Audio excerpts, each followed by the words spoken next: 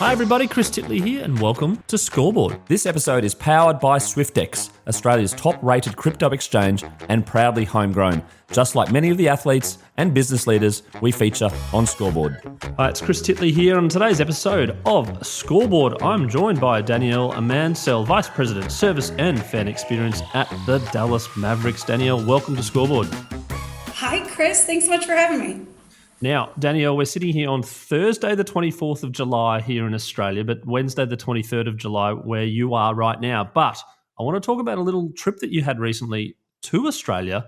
The Dallas Mavericks came down under. Do you want to talk about your trip, Danielle? I have been in connection with Ryan over at RDK for the last 5 years. We actually met during the pandemic. And so I've spoken a couple times at the conference that he hosts out there in Gold Coast. And he was like, hey, you want to come? You're going to come. And finally, this year, kind of the stars aligned and it made sense for us to come. And so the Mansells packed up, my husband and my two kids, and we made the trip. Direct flight from Dallas to Sydney, which is really nice.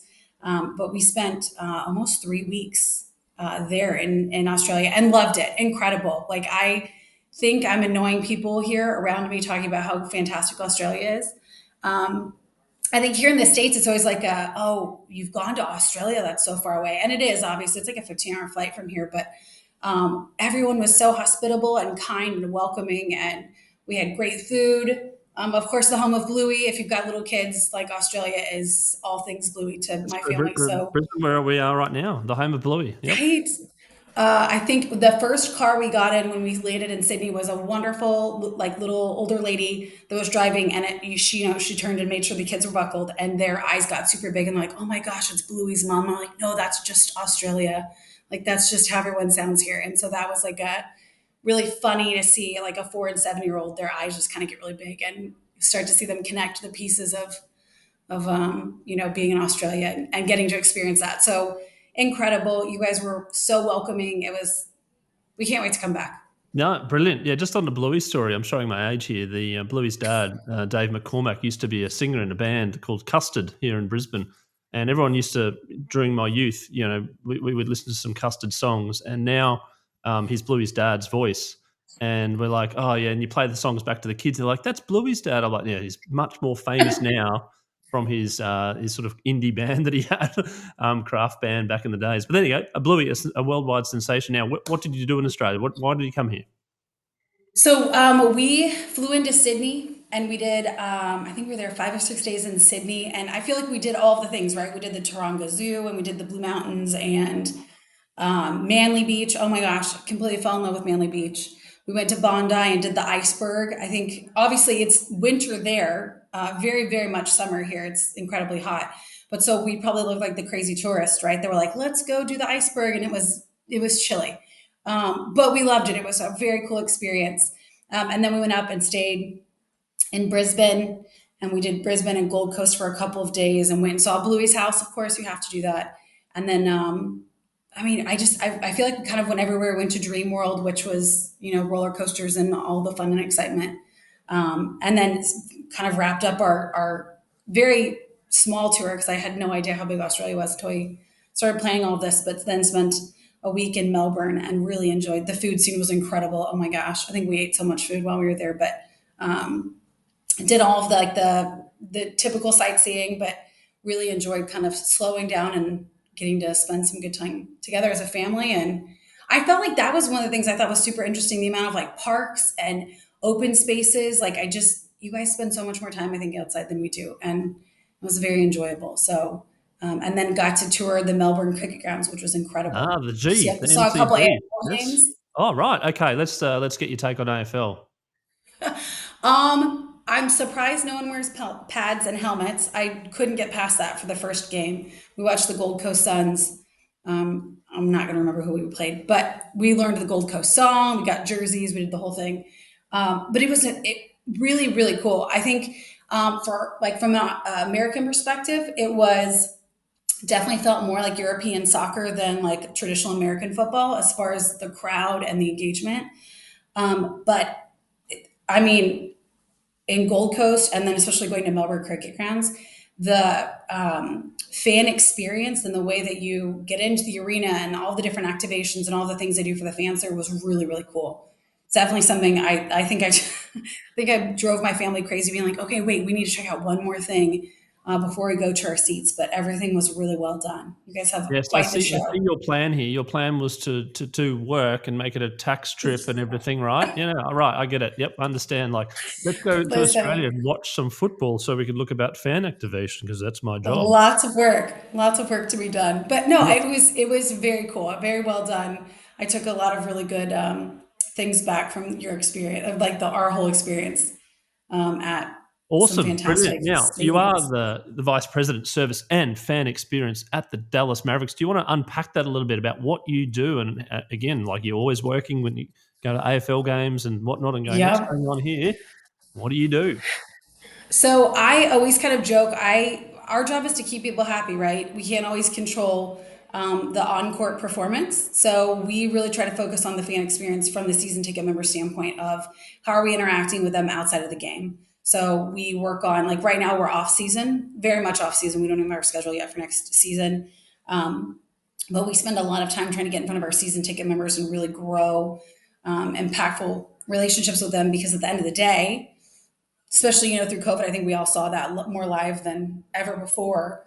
Your relationship with your fans is really how you retained a lot of those people, right? Like, we couldn't talk about sports because it wasn't happening. We couldn't go to games because they weren't happening. And so being able to call and have real conversations with season ticket members was, I kind of, that's it's kind of our bread and butter during COVID. And so my team, we got a team of 14 that take care of our season ticket members here in Dallas. And our job is to make sure that we're taking care of all the things. We kind of call it the driveway to driveway experience, right? From the moment you leave to come to a game, how are we taking care of you, making sure you have a great experience, making sure you get home safely, and hopefully having a really great time in between. So some days it's easier than others, right? When we don't have crazy trades or anything like that going on. But we really do enjoy getting to be kind of the face of the organization to our season ticket members. How many season ticket members are there for the Dallas Mavericks? Got about 6,000. Okay. So we've What's the got a arena? lot of How people. many does the arena hold?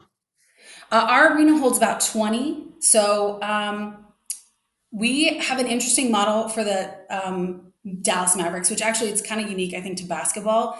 Very actually much more in keeping with European soccer, that we consider a season ticket member anyone that has any kind of a plan with us.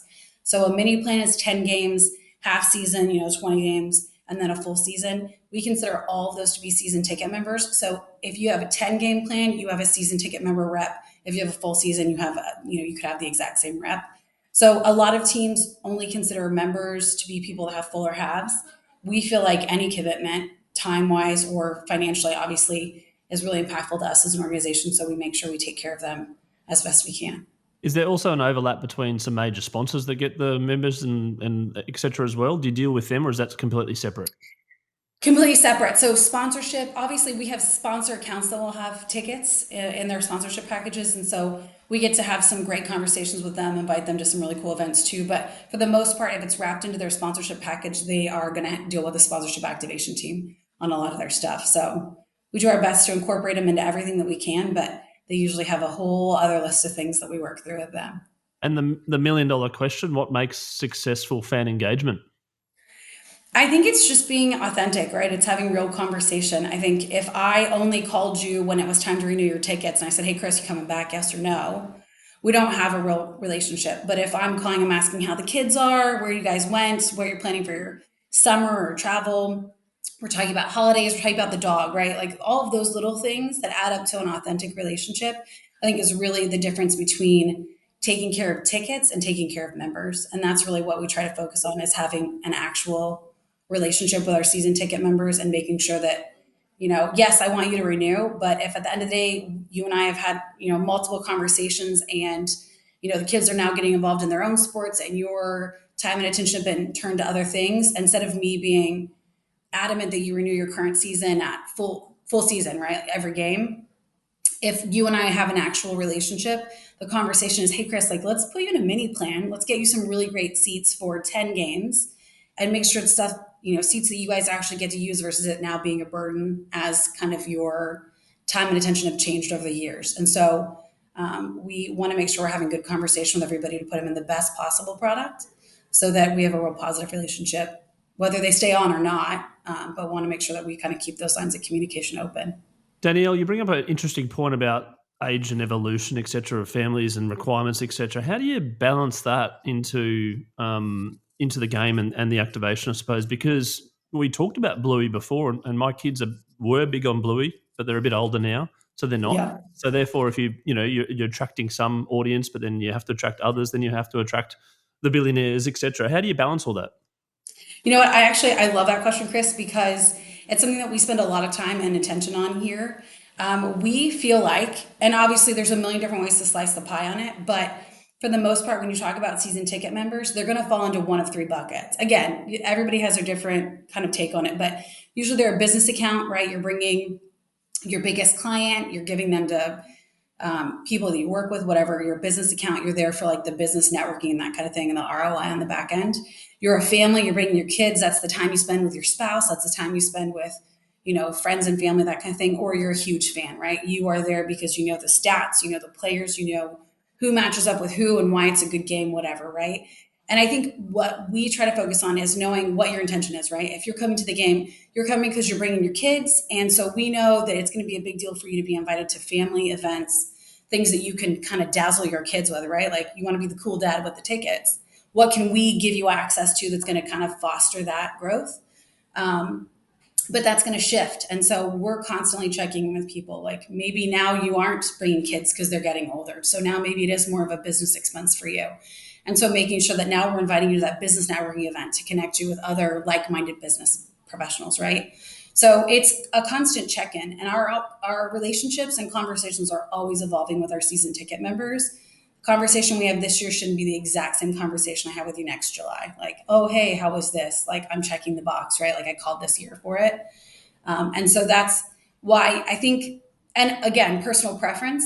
I think even as you bring AI into the conversation and we get smarter about how we're tracking and metrics and stuff like that, the personal human component is never going to go away because that's what makes us a reason for you to answer the phone, like a reason to continue spending money with us. So I think that's the important part of what we do is that fan interaction every day. And that's what our staff is here full time. So even though we're out of season, it's not like, oh yeah, we take off 3 months and we come back later. It's like, no, we're in it. We're here. We're calling. We're making sure we're checking in on people, even though we're very out of season right now. I was having a chat to Stuart Randall, who runs the content division for ESPN here in Australia, and he was talking about the NBA and how they're quite unique in regards to being 365, that you've just finished the Game 7 or Game 6 or whatever it went to in terms of the NBA Yeah. Finals.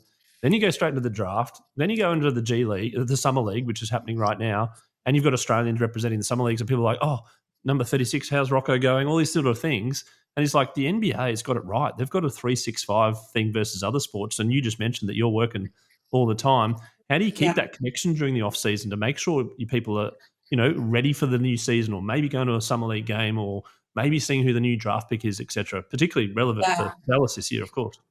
Well, and the interesting thing about that, Chris, is every year is different, right? So last year, we went to the NBA Finals. We played the Celtics. Obviously, didn't quite get the outcome that we wanted, but we had a fantastic run. It was really great to watch everybody kind of come together to root on the Mavericks here in Dallas. Now this postseason, so last season we wrapped up, went into postseason. We didn't do a whole lot around the draft at all, right? It was a very different draft season for us. This year, if you followed the Mavs, we made some staff changes here that caused some fun ripples in Dallas. And so going from that and the upward swing to then having number one draft pick, which was just like crazy, The 1 1.8% point chance we were going to something. get Yeah, it. that's right. 1 in 100 almost. Yeah. Yeah. So to have the number one draft pick, obviously we went from literally hardly doing anything around draft last year to this year doing a massive draft watch party. I was actually in Australia. I got to watch that. I was like streaming it on my phone in the car. But like watching that, right? Like every year is different. We take into account, right? So last year we finished, everyone needs to take like a big deep breath, right? And get ready for next season. And so we pause a little bit internally. We encourage everybody to take a little bit of time to like breathe and kind of realign.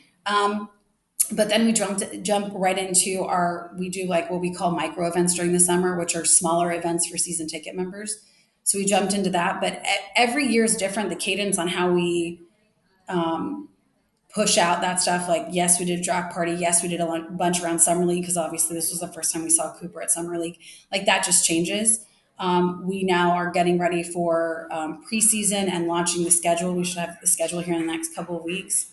So it's just every year it changes. It's a lot of all of us getting in a room and saying, okay, what's important the next 2 months? Like, what are we focusing on? We've got an incredible marketing team here that just runs like at the speed these guys function at is insane, but they're just constantly going and keeping us all very plugged in, which is nice. I've got a couple of questions on that. One is you've got the league and their content and their strategy and what they do. Then you've got the team and what your marketing team that you talked about and you've described. And then you've got the players and their social accounts, etc., and the engagement that the people have directly. So people are directing traffic to the league, to the team, to the player, etc. There's a deep connection somewhere, obviously. How important is it to get all three together working in unison, I suppose, to activate the fan engagement? Um, it's really important and also really challenging too, right? I think when you talk about fan engagement 10 years ago, you were talking about a totally different mindset around how we were showcasing the players, what media day looked like, right? Which is the day that we bring everybody in to like see firsthand what the team looks like. That's where they're doing like all the creative and the pictures and all the stuff we're going to use throughout the season. 10 years ago, that was a totally different thing than now. They're doing these content pieces that they're going to run months out and all that stuff. It's a lot. There's a ton of moving pieces. That's why, hats off. Like, our marketing team, like I said, runs at a crazy level because there are so many more pieces now than there used to be. We can only control what we can control, right? We try really, really hard to talk about that internally. Like, we're not going to lose sleep over the things that we don't have control over. The NBA does a really, really good job of making sure that they over communicate. I was just on a call with them, and the NBA does an incredible job of over communicating what other teams are doing. So we aren't all trying to reinvent the wheel every season. You go, oh, hey, the Denver Nuggets have a great program for this, this, and this. So we'll jump on the phone with them, we'll ask them questions, and we steal ideas from each other daily, in the most positive way, right? Like, hey, you guys did a great job on that. How'd you do it? And they kind of give us the secret sauce, and then we all talk through it and take what you can from other teams. So that I've been with other leagues. I've never seen another league operate quite like the NBA does as far as information sharing and being really smart about how we're engaging other teams and some of the same. We're all kind of dealing with the same problems. So that part's really cool. And again, I don't think anybody else does it quite like they do. And the show business element, like this night, Steph Curry 5 years ago wasn't around. You've got people doing things when they off the field, a traditional this, and the fashion that comes into the NBA. It's all Oh my like gosh. taken, etc. Like, you have to study these trends, I suppose, to make it a little bit more engaging because people are up to speed with what's happening off the court and on the court, right? Yeah, I think my social media feed is hilarious at this point. Like, the amount of stuff you get from, again, not only the player, right, directly from whoever your favorite player is, but now all the brands that they're tied to, and it's starting so young here, right now with our NIL deals. You've got Cooper Flag coming in; he already has massive deals behind him, and so it's like we're already being served content of these players long before they're putting our jerseys on, which is a really interesting. Um, it's an interesting kind of new space for everybody, I think, because I think there's lots to navigate there. But I don't see NIL stuff slowing down anytime soon. I think it'll continue to get bigger and kind of more wild. But again, it's because it's the content we're all eating up, right? Like, who doesn't want to know more about your favorite player? So it's very cool. And talking about the favourite player, we need to talk about the Luca trade, but then the Cooper Flag thing as well, like the roundabouts and swings, and as you mentioned, the highs and the lows. But obviously, it means a lot in terms of fan engagement and means your job, etc., and also the performance off the court, which you mentioned as well. Like, you're here for people, not just necessarily the players on the court, but winning helps. But how do you kind of It, smooth it if things don't go your way? I laugh. I think I've said this for years. The beer is colder and the hot dog tastes better when we're winning, right? But we can't control that. So from my team, obviously, elephant in the room, we had the big Luca trade. That was not like a small thing here in Dallas. My team was a lot of the front lines of that, right? They're the ones taking the calls from the season ticket members. We're getting the emails, the texts, all of that stuff. And it's really easy to get caught up in all of it. And I would be lying if I didn't say I got the text about midnight that the trade was going through Same time as everybody else, by the way. No secret text message here. I got the same information everybody else did when ESPN reported it, and your heart kind of stops a little bit, and you go, "Oh, tomorrow's going to be a wild day, right?" I messaged my staff at like 8 o'clock in the morning on a Sunday, which I never do, but I just said, "We're not replying to anything, right? Like we need to make sure that we're all in the same room when we're talking through kind of what's happening." And it was a lot of kind of getting prepared for Monday. And at the end of the day, we can't control what happens on the court. So we have to go into friend mode, right? Like, hey, Chris, like, I hear you. Like, we knew and you knew, right? Because everyone thought there was some, what did you know kind of thing. But our job was to kind of therapy, right? Like, we understand, like, let's talk through it. How are you feeling? Where are you at? And it was tough, right? It was tough for our staff. It was tough for our staff as a whole, right? Like we're attached to these players too. It was tough for my team in particular from the service standpoint because we do have relationships with our season ticket members. So when Chris, the season ticket member, is calling me and you're yelling and just frantic, that impacts my team. I mean, like, listen, there were plenty of times over the week after the trade. I said, everybody get up, stop answering your phones. Like, let's step away from our desk. Let's go for a walk. Let's get away from it. But because we can't control what happens on the court, we had to focus on the conversations and how we were handling our season ticket members and trying to provide the best possible solutions for them. So it was rough. I think the interesting part of that whole trade was we went from the kind of, I won't call it a low, but like where we were post the trade to this giant swing to a first round draft pick, which usually I've been in sports for 16 or 17 years now. It's been a little while. Usually, when you have a team go through that swing, right, it's years in between, like a maybe not your highest point and like this, like super high. And my team had like whiplash when we saw it in the course of like 3 months. But I was excited for them because it was nice for them to get those calls of we're so excited. You're like, yeah, I know. Like I told you, stick it out. Like stay with us. And it's an interesting ride when you talk about like the business side of sports. Answering the phone isn't always the easiest job. Yeah, I was But going to say there must be maybe some more negative phone calls than positive because if it's positive, you're doing your job, right? we had some pretty negative phone calls, um, but we also goes back to the relationships we had. We had season ticket members calling the reps and just saying like, "Hey, I'm just calling to see how you're doing. Like, Oh, how that's are nice, you?" isn't it? That's kind. So, I mean, we are friends, right? Like we do have relationships, and so yes, we had plenty of negative inbound, but we also had people literally just calling just to check on us, like, "Hey, how are you?" I mean, I had other teams reaching out to me, like, "Hey, how you guys holding up? You good?" I'm like, "We're good. We're fine. We're gonna make it." So there is definitely some friendships forged through all of that. And you're It's like excited the about best and worst part of sports, right? The passion. I was going to say, yeah, because you feel it, right? It's because you care, right? So if you win, you Yeah. lose, there's passion. Sometimes you don't have passion for things you don't, broadly speaking, care about. I'm just going to ask, are you excited about Cooper this year? Are you excited about getting the number one draft pick into Dallas and all the stuff that goes with it? I'm very excited. I think from everything we've seen, obviously he did fantastic at summer league. I think it's going to be a fun year. I think he's going to be exciting to watch. I think anytime you have a player that's new, that's got a lot of buzz, I think it's a really good mix of excitement and just like pure nerves. You want to make sure that they're taken care of and they're happy and all that stuff. So I'm excited for him to be here. I hope that we're a good city for him and that he has a good experience with us.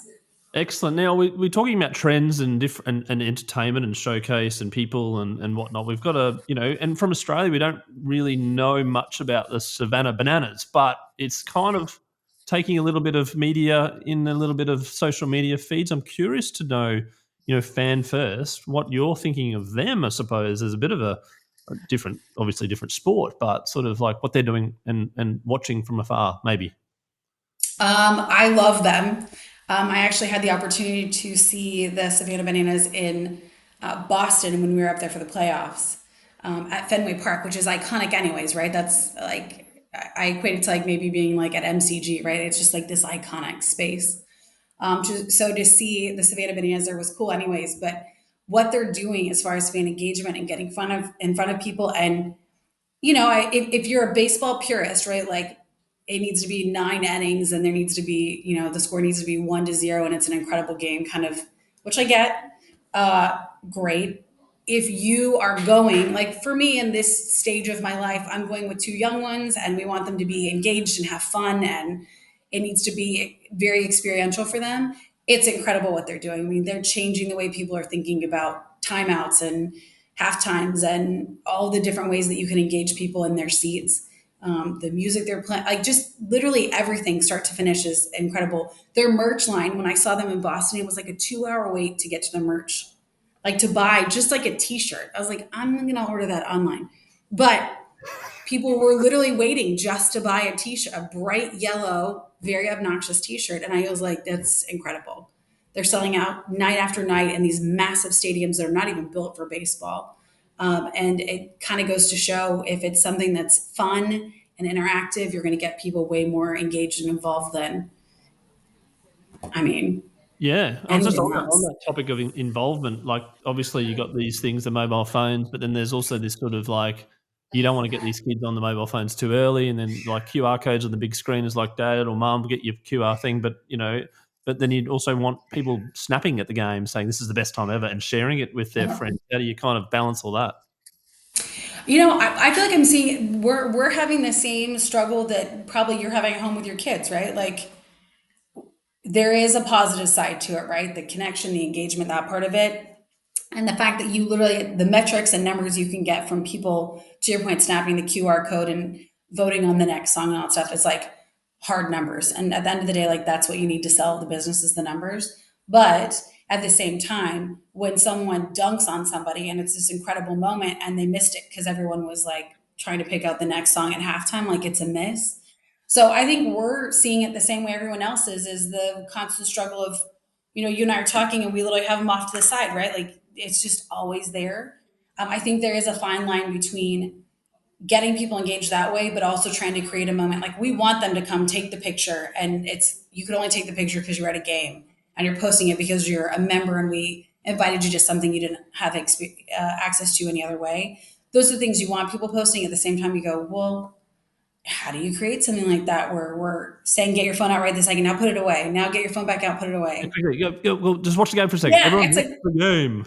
it's a total struggle. I think that will be, we had a couple people, was it this season? Come, they're wearing like the big Apple glasses, Oh yes, the the goggles things. Yep, not the goggles, but yeah. sitting courtside, and I'm like, oh my gosh, like is that where we're headed? I don't know. I don't know that anyone's ready for that part of it, but you go, okay, well, there's the next thing that we may or may not be seeing in sports. So Yeah, I remember a few years ago they had the VR. There was like I think it was the Golden State Warriors tested out the VR membership or something, so you could actually sit courtside in your home but have the VR which is like. insane. And I was like, oh wow, that's interesting, and whatnot. I'm also curious about all the data that you get from your members, and then you've got things like people's birthdays. You've got people getting engaged or getting married or on a Yeah. honeymoon or a holiday or from Australia, etc. How do you keep abreast of it, all of it? And what do you do to kind of go, well, this works, this doesn't, and the test and learn, I suppose. Um, when it's funny you bring that up, I'm literally in the thick of that right now with a couple of different things we're trying to figure out next steps on. But it's a fine, and this is just personal preference.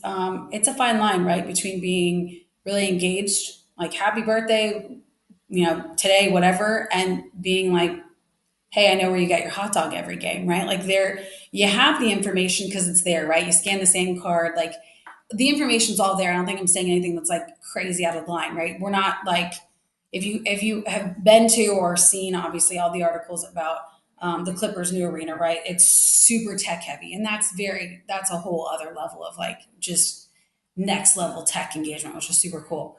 We're not there by any means, but I mean, granted, we know a lot about our fans and season ticket members. It's how do we make sure that we're sending them and engaging with them with things that we know they're going to find value in, and not just spamming them, right? Like, hey, we know your addresses, right? Because you gave that to us when you bought your tickets.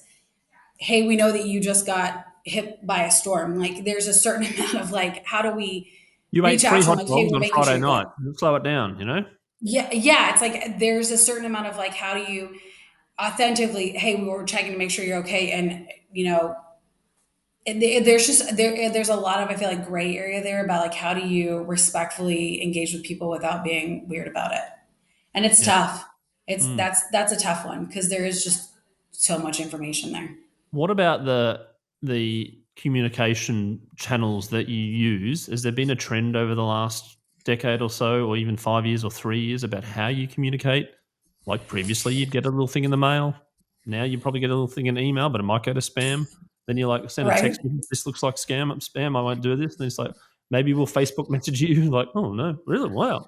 How have you It how do you is communicate?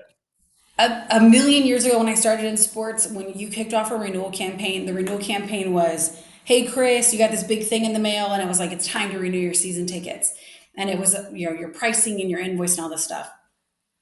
So when we were building our budgets a million years ago, I had a big old line item in there for specifically mailing stuff out.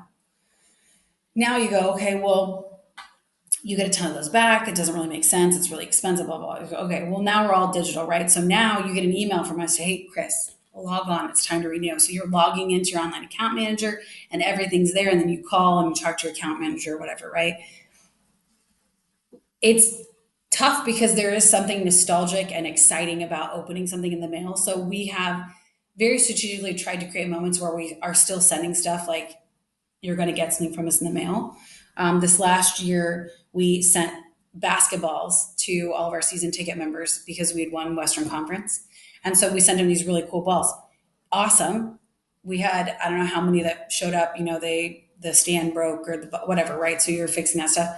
You go, okay, like it's great, but now there's a whole other side to that.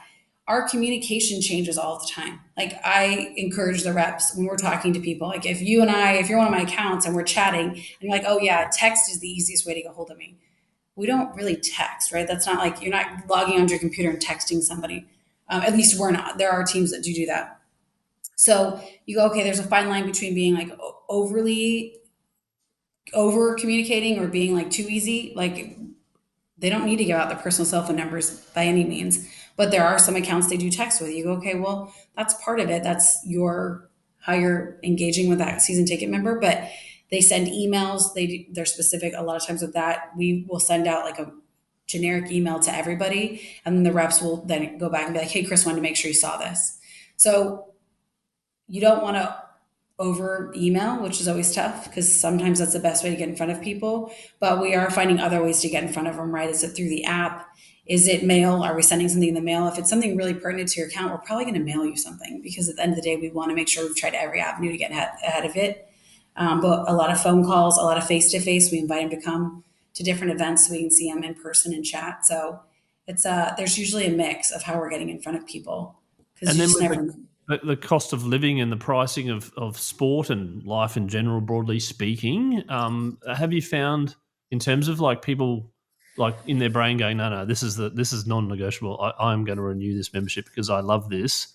But then also then you want to make them feel special by sending them something to say you've made the commitment and it's a big financial Yeah. commitment. You make you feel special. Are you seeing any trends around sport and that, or are you seeing like cost of living? We understand, you have to not renew this year, I completely acceptable.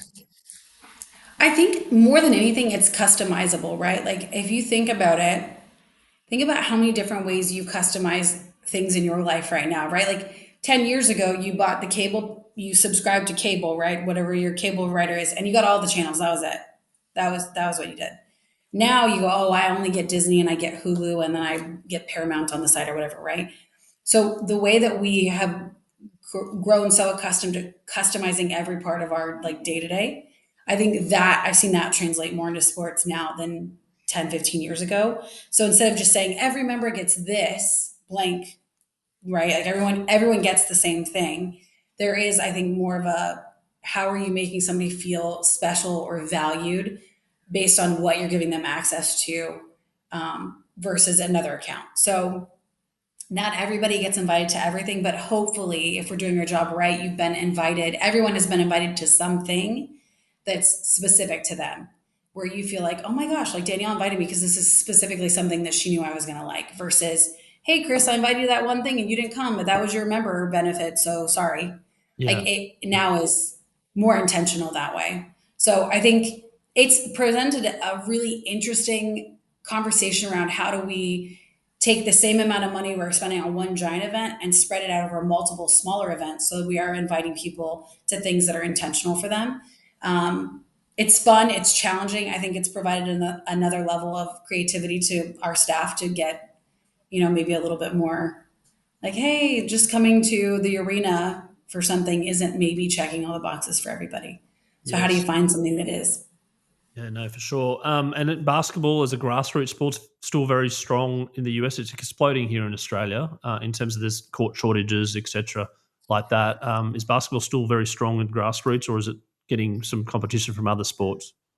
I mean, I feel like there's tons of growth anyways, right? Like soccer, I feel like is growing a ton. We're seeing a lot of growth in rugby here in the States, which obviously you guys are on Yep. the forefront of there, but more of that, which I think is kind of fun. But yeah, I mean, you still have a stronghold with the NBA, with American football, and of course, baseball is always, and then now hockey. Actually, I feel like the hockey NHL had just a really fantastic year. They did the Four Nations hockey tournament, which I felt like was really well done. And I think gave them a lot of really good eyes on people being like, oh, wow, I hadn't watched hockey in a while. So NBA is still very strong. Basketball Yeah, is I'm fun. gonna go on to you now as a second, as opposed to Dallas Mavericks and sport and NBA, etc. Now, the question I ask my guests is your favorite all-time sporting moment. Have you got one, Danielle? I do.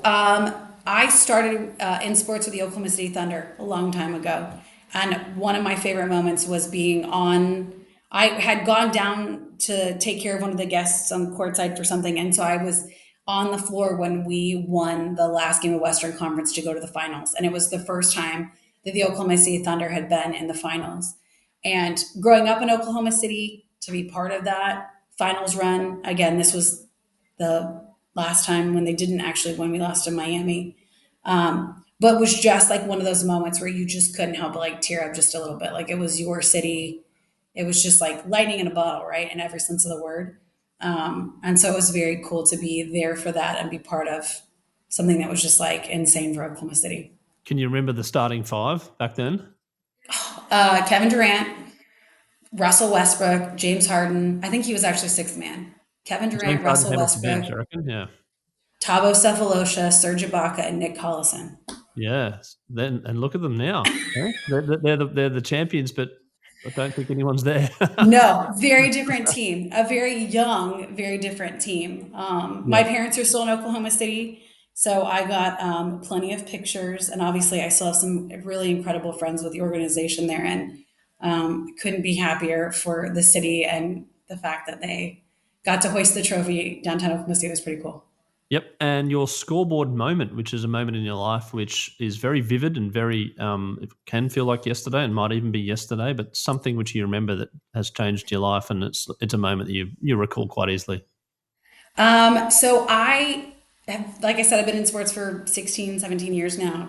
I had an incredible run with the Oklahoma City Thunder. I was there for 5 seasons. And my scoreboard moment, I will tell you very vividly. I remember I had bought a house downtown Oklahoma City and I had gotten a written offer from the New Jersey Devils to move out to New Jersey, to switch to the NHL to take on their service department there. And I remember we had put like a big hammock up in the backyard and I was laying in the hammock in the backyard. And I'm like, am I about to sell my house and move to New Jersey and just uproot everything I'd worked so hard to be very comfortable doing? And it was the best decision I ever made. It was also probably one of the scariest. I promised I would spend at least 1 year in Jersey before I completely freaked out and moved back to Oklahoma City, begging for my job back at the Thunder. And it was, I ended up doing 3 years in Jersey. It was, I very graciously say I got my butt kicked out there for 3 years. It was the most challenging time of my career so far. But I learned the most about myself, about how I wanted to lead my team, about what I thought was important from a leadership standpoint, and had a great time doing it. Met some really incredible people. And luckily, my very cute boyfriend at the time didn't break up with me and proposed and moved out and we got married in Jersey. So it worked out. It There you worked out okay. But go. Thank you that for was sharing that moment. Danielle, you did mention about sponsorship before, and we talked a little bit about sponsorship, but here at Scoreboard, we have our own sponsor, and that is Swyftx. Swyftx is a cryptocurrency platform based here in Brisbane, in Australia, that has over 1.1 million users across Australia and New Zealand. And as part of that sponsorship, they're also powering a new segment called the Bucket List, because where can crypto take you? And that's their new TVC, a new campaign that they've got going on at the moment. So the question is, the Bucket List is a sporting event that you haven't attended thus far that would love to attend. Danielle, what is your bucket list? The Masters. I know you and I chatted a little bit about it. I was like, I don't know what that translates. This is number 4, I think, in the Masters. Yeah, it might have been might have been the Rory effect. Probably. I grew up playing golf. Grew up on a golf course. Grew up playing with my dad. That was something my dad and I always did together. And now my dad and my husband play together, which I think is just like makes my heart happy. We have little ones that have very dangerous golf clubs now, so that's a whole other thing. But the Masters is definitely on my list of just once in a lifetime, prestigious, like incredible, right? But yeah, it would be the Masters golf tournament. I will be there. Now the challenge is going to be, who do I take, my dad or my husband? Because that's going to be tough. If they only give me 2 tickets, I'm going to have a rough one with that. But I reckon the we'll challenge figure it also out. would be about how you position it. Are you going to sit at a hole? Are you going to follow a player? What are you going to do? I'm not gonna lie. I've got a couple favorites. I would potentially, depending on if my favorite players were playing, I might follow a player around. If yeah, I think I might follow a player.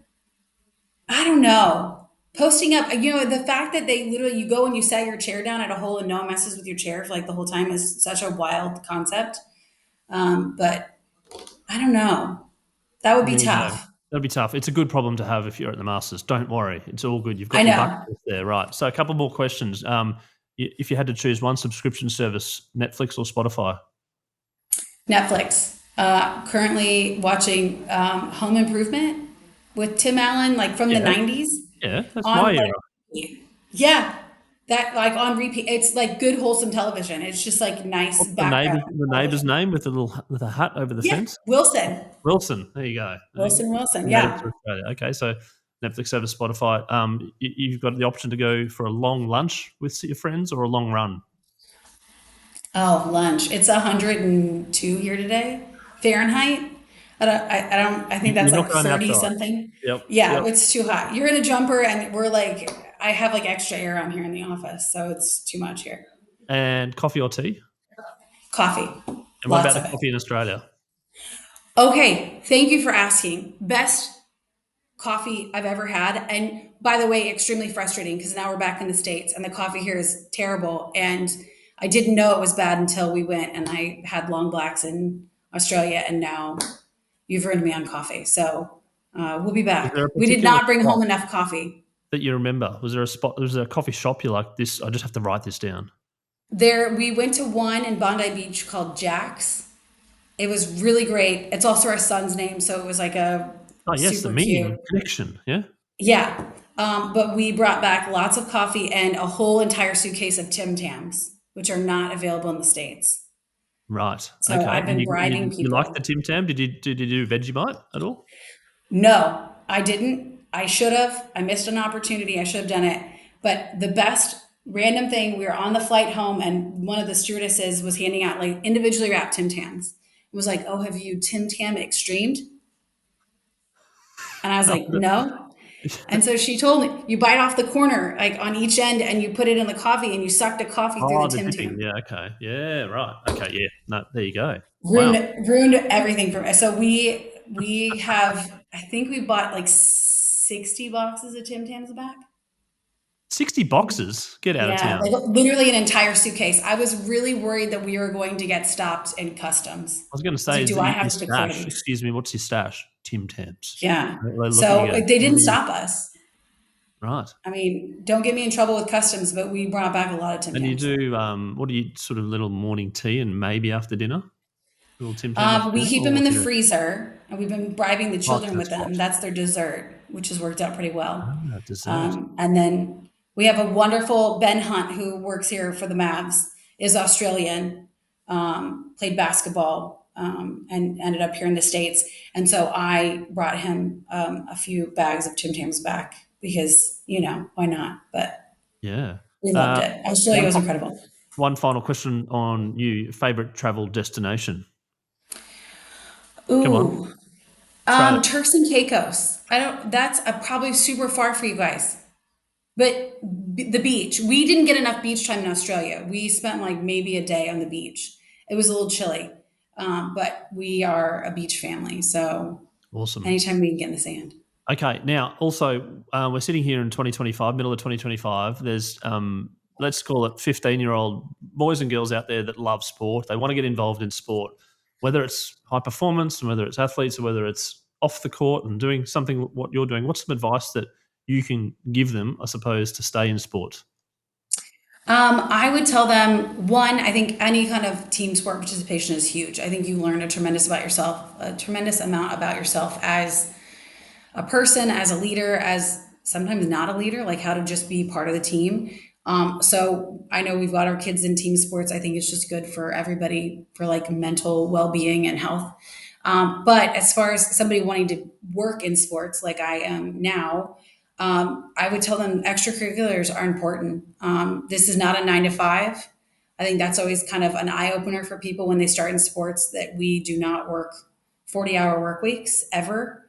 So I always tell people, when you're applying and you're trying to get your foot in the door, it's not just that you have a degree in sports, it's all of the other extracurricular stuff that you did that really proved that you had more in you than just, an 18-hour workload in school or whatever, right? So I always tell people stay involved and, understand there's a lot of positions. People go, I want to do marketing. You go, what do you want to do in marketing? They go, I don't know. You go, well, there's a lot of parts to that. So, I don't know what I would do other than sports at this point. I love it. It's the most incredible thing. I think we get to be part of so many really amazing memories for people. And the fact that we get paid to do it is like just a mind blowing kind of thought process. So I love it. I encourage people to do it. I think the most fun you can get. Like, I don't think people that are like, in a bank are probably having quite as much fun as I am on a game night, but I love what I do and we have a fun time. Danielle Mansell, Vice President, Service and Fan Experience at the Dallas Mavericks. It's been a pleasure having a chat to you today on Scoreboard, and congratulations on your success in terms of your team that you've built out and the trip recently to Australia, and all the best for the coming season. We'll watch with progress and support where we can. Thanks, Chris. I appreciate it. It was great talking to you.